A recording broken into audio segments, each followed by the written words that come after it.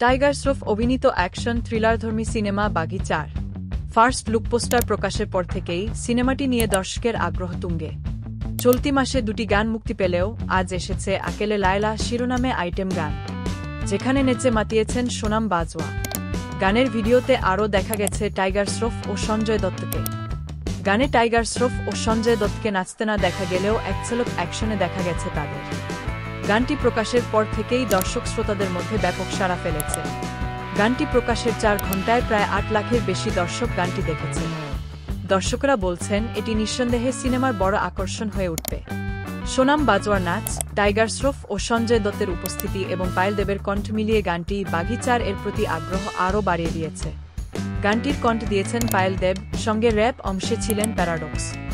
সুর ও music arrangement করেছেন পায়েল দেব ও আদিত্য দেব। গানটির কথা লিখেছেন দানিশ সাবরি আর র্যাপ লিরিক্স লিখেছেন প্যারাডক্স। ডেস্ক রিপোর্ট, খবরের দেশ।